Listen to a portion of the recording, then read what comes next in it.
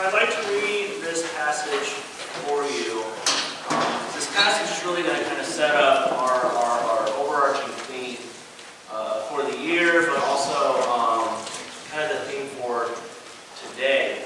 And in 1 Corinthians 9, chapter 9, verses 24 to 25, it reads, "Do you not know that in a race all the runners run, but only one receives the prize? So run that you may obtain it. And every athlete exercises self-control in all things, and they do it to receive a perishable wealth, but we an imperishable." And I wanted to read that text because as followers of Jesus, we are all running a race. We're not running a sprint, we're not running a dash, we're running a marathon. And we run it every single day of our lives. And you continue to run it until you cross the finish line, which is eternity. So it doesn't matter how old you are, how young you are constantly running this race. Alright, so the question that I have is, what is your finish line? What is your ultimate finish line? And I know many of us who've been in church for a very long time are going to say, well, it's heaven. Well, it's my relationship with God. Awesome. That should be your number one finish line, or the main finish line. However, is it really? Is it really your main finish line? And the reason I ask that is because whatever our finish line is, it is going to influence how we act. It's going to influence how we train. It's going to influence how we talk. It's going to influence all the decisions and choices that we make. It's going to influence all the things that we get involved with. The end goal is going to influence the rest of our lives. In CRCC, as a church, we have set up some goals ourselves. And everything that we do, whether it is our sermons, our small groups, or the resources that we provide, is to get you to that end goal, or to get you to that finish line. And now the way you get to that finish line is just what Paul says here, is we have to train, we have to exercise. I was able to go to Zachary's wrestling meet this past week, and it's been a while since I've been to a wrestling meet. It was a lot of fun. But in a wrestling meet, or a track meet, or a choir activity, you all have this goal. Am I right? You all have this goal. In wrestling, the goal is to win. In your track meet, the goal is to win. In choir, it is to win the night awards things, right, Amy? Yes? Grand champion, that is what they go for. Alright? And so what they do, what those athletes do, or what those performers will do, is they will practice so that they can get to that end goal. They will train. They will eat differently. They will drink differently. They will diet differently. They will do all these sorts of things so that they could get to that end goal. And the same goes for the Christian faith. Last week we began this series, 2020 Jesus Centered, by looking at what Jesus-centered life looks like and how we can train and equip ourselves for good works. The theme that we had last week was that God gave us life, and we say thank you by living for Him. That God gave us life, and we say thank you by living for Him. And this week we're going to look at the importance of a Jesus-centered home. Okay? And the goal and vision that you set up for your home is going to influence the shows you watch, how you discipline your child, what you talk about, what you allow your child to be involved in, and it influences what you prioritize as a family. So the first question I asked, what is your finish line? The second question that is really going to kind of dive us in is what is the finish line for your family? What is the finish line for your family? In Joshua chapter 24, verse 15, Joshua gives the Israelites a choice. You either choose to follow God or you choose to follow the other nations. You got to pick one. You can't be on the line here. And he says in 24:15, "But if serving the Lord seems undesirable to you, then choose for yourselves this day whom you will serve, whether the gods your ancestors served beyond the Euphrates, or the gods of the Amorites, in whose land you are living. But as for me and my household, we will serve the Lord." And so Josh is giving the Israelites this option. You either choose to follow these individuals or you choose to follow God. Because whichever one you choose, that is how you're going to live your life. What is your finish line? And what Joshua says here is as for me and my household, we will serve the Lord. And I always talk with parents, and parents continually ask me, what is the purpose of being a parent? What am I supposed to do with my child? How do I respond to fill in the blank? And I actually read this blog by a lady who was struggling with this very same question. She asked, am I doing enough for my child? And then in response to her raising the child up in the Lord, and she was asking her mentor this question. And the mentor just flat out said, is your child on the ark? And this confused the lady for a little bit. She was like, well, what does Noah's Ark have to do with me raising my kids? And well, if we go back to Noah's Ark, Noah had to take his children onto the ark, and God is the one who closed it. And the whole point of the ark was to save the animals and to save the 8 humans that were in it. So the whole mindset is all you have to do is make sure your kids are on the ark. Make sure your kids are following in the footsteps of Christ. Make sure your kids are training and exercising and practicing and preparing for when they cross that finish line in eternity. Alright, so the responsibility of a parent is to make sure that your child is raised up in a relationship with God. Proverbs 22:6 says this, "Train up a child in the way they should go, even when they are old, they will not depart from it." Now that is a beautiful text. However, I want to kind of sideways this, you could say that they will not depart from it. Unfortunately, that is not a promise. Okay? This is what I want. If you have kids who you have raised in the church and who are not following Christ or are not putting Him first, all right, you're kind of on the same playing field as God. And what I mean by that, God is the greatest parent known to anyone, and even He has and even His children walk away.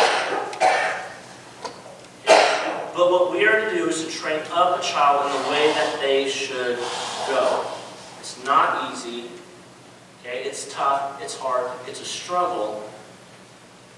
You just need to make sure that your kid is on the ark. God's intention for moms, dads, and even grandparents is to constantly guide children toward their God-intended purpose of becoming like Christ. And if the goal of every believer should be to reach the finish line into eternity with God, then that should be the goal of our home as well. And that should influence how we raise kids and the priorities that we put in place. Now, before we dive into our text and kind of dive more so into this Jesus-centered home, many of you are probably sitting in these chairs and wondering, I don't have a kid. I don't got my own house. My kids are already moved out. All right? Don't check out just because the title might not apply to you. Because every principle that we're going to talk about in Scripture and on this topic is extremely relatable to everybody. That's why I asked the question at the beginning, what is your finish line? What is your end goal? What is your final? All right, so as we look at the text, I'm going to be applying a lot to parents, to families, to the home, but there's going to be some sections in there that you're going to be able to identify, like, hey, that actually applies to me. And that actually relates with what I'm going through. All right, and another thing that I would like to communicate is that some of us are living through broken homes. Some of us just have a bad image of house life. Your parents aren't together, all right? Dad's not in the picture. Mom's not in the picture. Okay, there's division in the household. There's broken families. There's broken marriages. There's products of a broken family. And so my challenge is, don't let what you've experienced in the past keep you from listening to the hope that is found in our text, and the hope that is found in making God the center of your life. And so the text that we're going to be reading is going to be applicable to all of us sitting in these chairs. And I'll try to help identify, do a segue, say, hey, people who don't have kids, this applies to you, so pay attention. But the whole theme of this passage, which is Psalm 127, verses 1 through 5, the whole theme of this passage is to do everything with eternity in mind. To do everything with eternity in mind. And these first two verses are applicable to every single one of us sitting here. So if you would read along with me in verses 1 and 2. A song of ascents of Solomon. Unless the Lord builds the house, those who build it labor in vain, unless the Lord watches over the city. The watchman stays awake in vain. It is in vain that you rise up early and go late to rest, eating the bread of anxious toil, for he gives to his beloved sleep. And now, so this psalm was most likely written by David to his son Solomon on how to raise his children with eternity in mind. And he begins by telling Solomon that no matter what you do, if God is not involved, if God is not the primary goal, everything you do is pointless. Everything you do is in vain. Okay, the question I asked David is, what is the finish line for your family? Okay, if the finish line is just to make sure that they are a good person living a good life, you just work in vain. If your goal for your child is to make them a football star, you've labored in vain. If your number one goal is to not make sure that your child is on the ark, if that is not your number one goal, you will work and you will labor in vain. Now that might sound like a huge insult and a huge kind of mean thing, but it's the truth.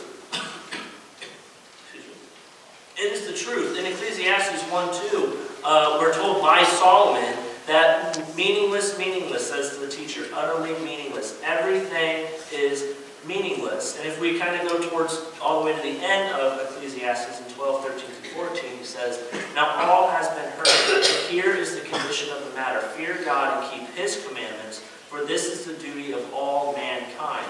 For God will bring every deed into judgment, including every hidden thing, whether it is good or evil. So church, the reality is every single one of us, our kids included, is going to have to stand before the throne room of judgment, and God is going to lay down his verdict on whether or not you, one, are clothed with his son, and two, have been living a life for him. Okay, every single one of us will stand before the throne room of judgment, and we will be judged accordingly. Now, I don't want to come across by bashing sports, by bashing activities, because I honestly believe that sports and activities could be a means to get you to that goal. And let me explain what I mean there. Sports and activities and teams and all that, it teaches you perseverance. It teaches you self-control. It teaches you to work with other people. It teaches you how to not be a sore loser, which, don't want to throw them under the bus, but our youth group kind of learned a little something about not being sore losers. But our sports can teach us some of the biblical principles that we read about. Right? How not to get down and out when we lose. To not get frustrated, to put forth the effort, to put forth the work, to put forth the labor, so that we can accomplish that goal. So the things that sports and activities teach us can help us with our journey into eternity. However, those sports activities do not take the place of God in the finish line. Does that make sense? Because a lot of times we're going to put sports, we're going to put activities, we're going to put other things at the finish line rather than where God needs to be.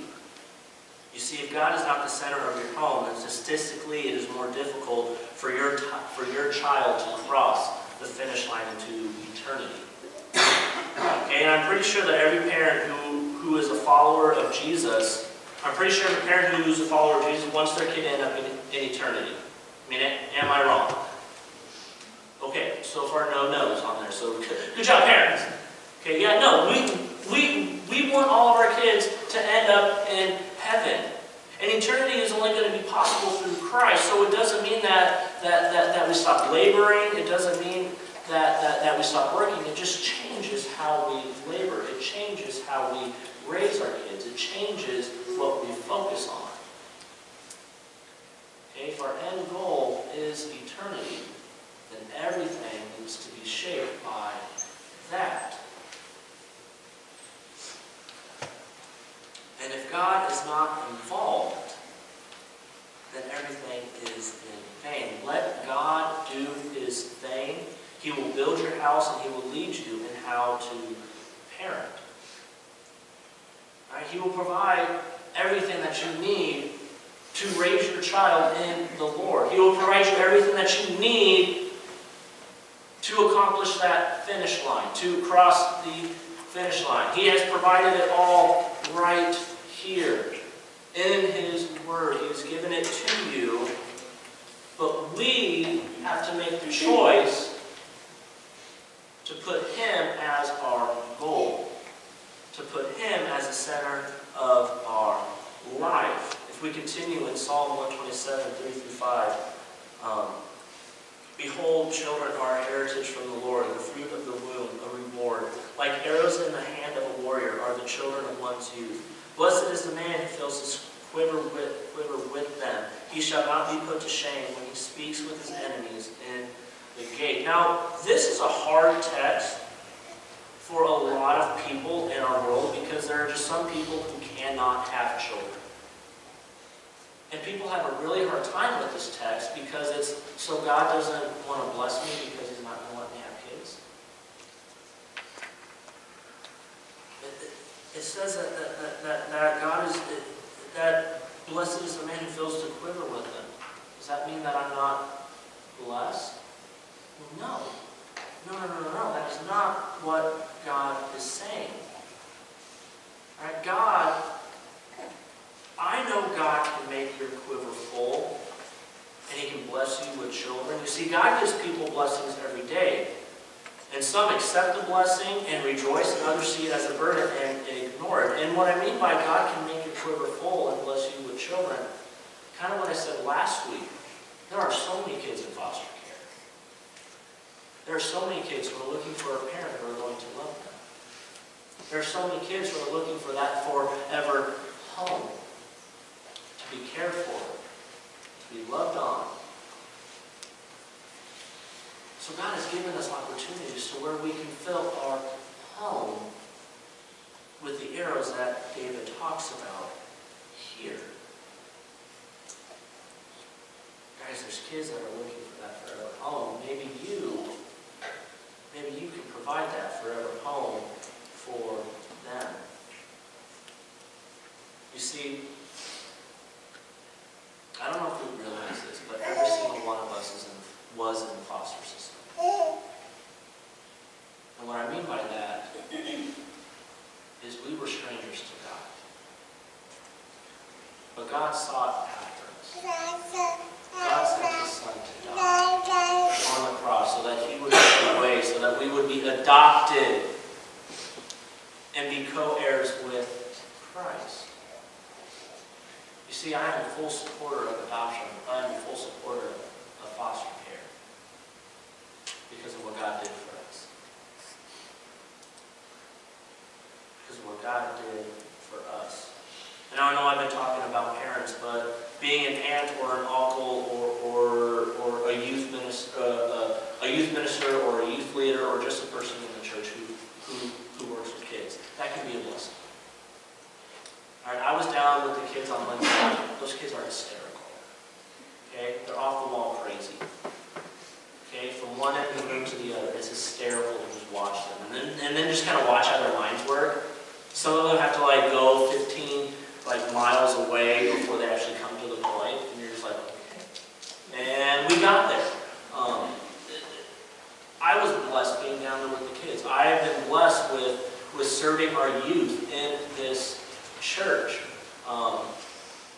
So much, in fact, that one of my former students, all right, who has kind of left the church, has reconnected with me to where he wants to read the Bible again and kind of meet with me and have me mentor him.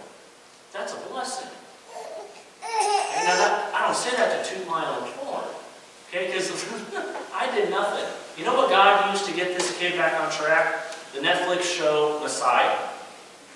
Okay? If you know what that show is, it is not biblical at all. Okay, but God used a secular show to get this kid back in the Bible. And God used that show to get him to want to meet so that we could go over the Bible. And so it's those stories that fill me up, that give me blessings. So you don't have to be a parent to receive the blessings from God when it comes to children, when it comes to high school students. The blessings are all around us. Right now the blessings are downstairs in their own church. But we have blessings all around us.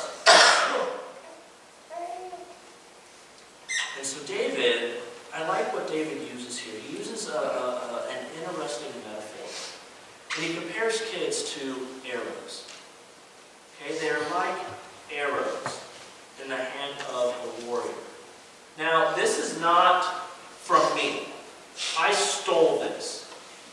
Okay, because I thought it was just good. So I cannot take credit for anything that is on this screen right here. Okay, but what it takes to prepare an arrow to be fired is that they must be carefully shaped and formed. Now, the harsh truth, church, parents, relatives, your kids are not always the greatest kids. Alright? Your children were not born innocent.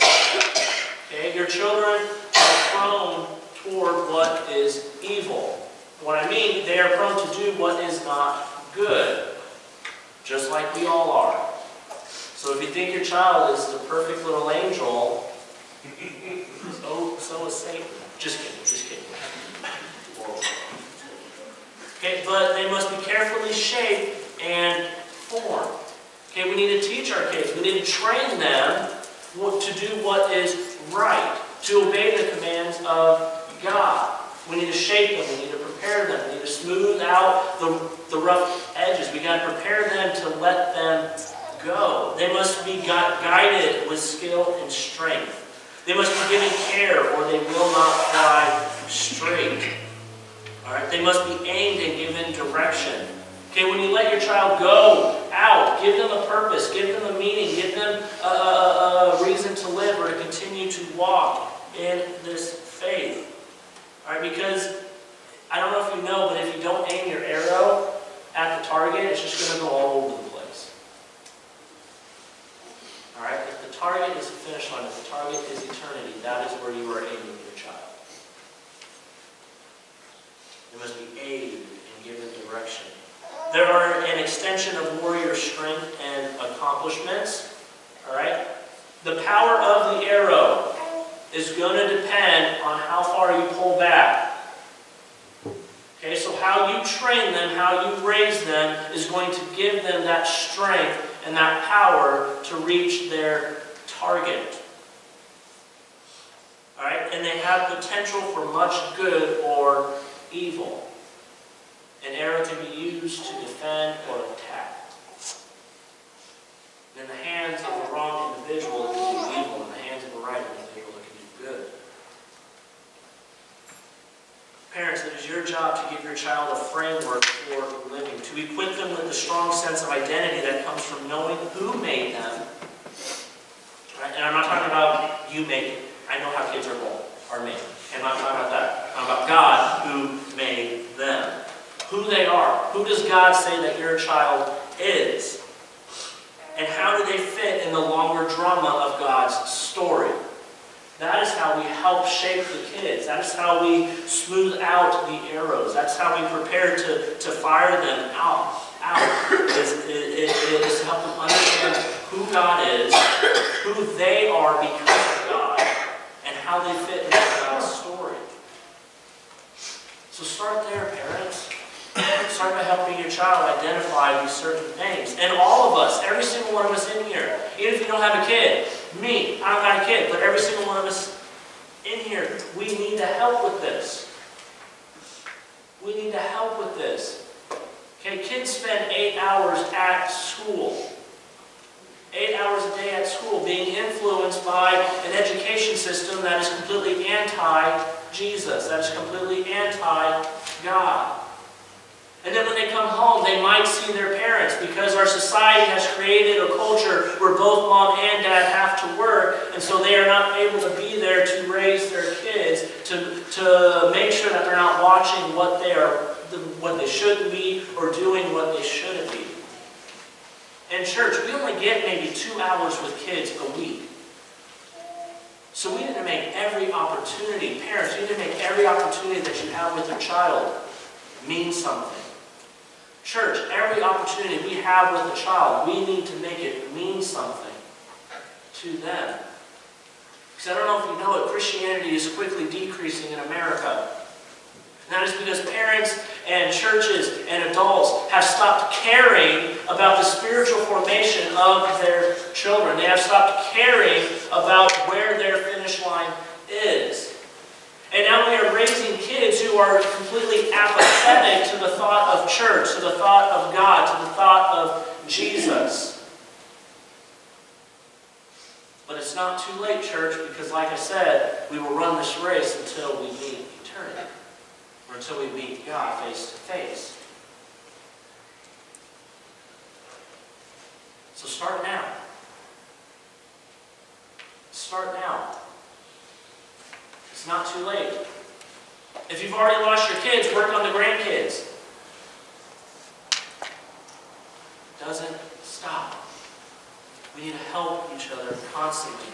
I kind of compare parenting in this world to rolling a heavy millstone up a hill. Alright? You are trying to roll this heavy millstone, which is your child, okay? And you're trying to push this up a hill against culture, against self-help books, against the media, against their friends, against their peers, against the television. Right? And unfortunately, there are homes that only have one parent in them. So that one parent is pushing this boulder all by themselves. And that is where the church comes in. That is where the church steps in, and we have the parents back, and we support the parent. We give them the resources that they need so that they can get their child to the finish line. It takes all of us in this room. We have some young families who are completely lost at certain things when it comes to parenting. Older parents who have kids out of the house, will you be a mentor to those young parents? Will you help them? Will you guide them? Will you not attack them, not judge them, but actually say, hey, let me help you with this. Hey, I see this is going on. Maybe try it this way.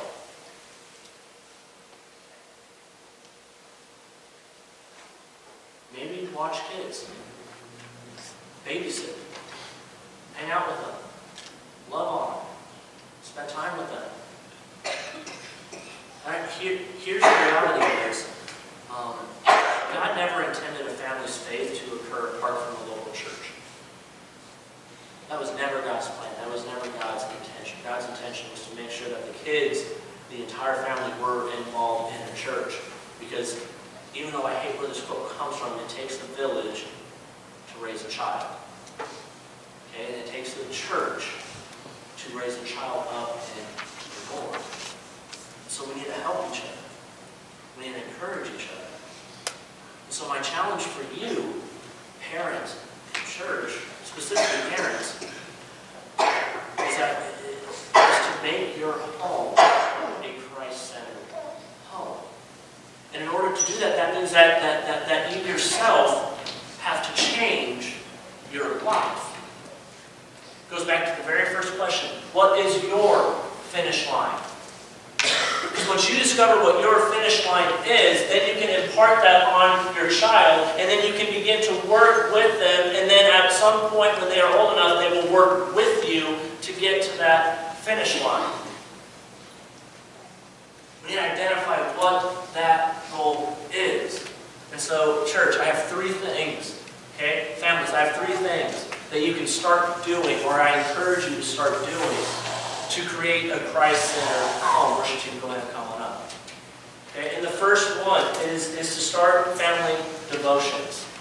To start family devotions. A family who prays together regularly, studies the Word together regularly, and discusses God and what God is doing in their midst regularly is a family who is not working in vain. Psalm 127 says, unless the Lord builds the house, those who build it labor in vain. Build your family upon God. Okay, build your family upon God. And the hard days, the long nights, all the tears that you cry, the struggles that you go through, all of the cost that a kid will cost you, it will not be done in vain. Because you have a Christ-centered home. You are doing everything that you can to guide your child to that finish line. Right? Because a day will come when you will have to release those arrows and they will fly straight and true. At the very least, set a day of the week, church. Set a day of the week where that is your Jesus time. That is your family devotion time. You gather around the recliner. You gather around the couch. You gather around the chair. And you have your family devotion time, keeping Christ centered. The next thing is develop a family mission statement. Now, I know that kind of sounds a little corny, okay? Defining or creating a family mission statement. But what that's going to do, that's going to help you to know how you're going to raise your kids. That's going to help you to know what things you're going to put in place. Because remember, we have goals set up here as a church. To get to those goals, the sermons, the small groups, the resources, everything is going to lead to that goal. So when you have this goal with your family, the family goal, it's going to dictate everything. And you start setting things up in your house so that you can accomplish that goal. The family mission statement just keeps you focused and on the right track. In an article in the Atlantic on family models, the author says this, good families, even great families, are off track 90% of the time. He wrote, what makes them good is they have a clear destination in mind and they have a flight plan to get there. And as a result, when they face the inevitable turbulence and human error, they keep coming back to their plan. When you have a plan in place, when you have the mission statement in place, when you have your purpose figured out, even if you fall off the rails, you know exactly what you're going for. So it helps you get back on. And then the last thing is to attend church. Make church a priority. Make church a priority. Unfortunately, in our generational gaps, okay, as the generations have gone forth, there was the golden agers who were in church all the time, and they forced their kids to be in church all the time, to where the baby boomers and the Gen Xers are very apathetic towards church, and they decided in their own minds, I'm not going to force my kids to go to church. I'm not going to force them. I'm not going to force this upon them. They can choose for themselves. Whereas now we have Gen X, Millennials, and Gen Zs who are falling away from the church, falling away from God. So we need to make church a priority. We need to make church important in our lives and in our kids' lives. Because Lessons are caught, not taught. Does that make sense? Lessons are caught, not taught. They are going to watch how the if you tell them, hey, go to church, but you don't go to church, they're going to be wondering, well, why don't I go to church? All right? It is caught, not taught. So live the example in your life. So the question that I want you to answer is, what is the finish line for your family? You have to figure it out. I can tell you, God has given you the answer to that question. But figure it out, implement it in your life so that you will accomplish that goal. Let's stand.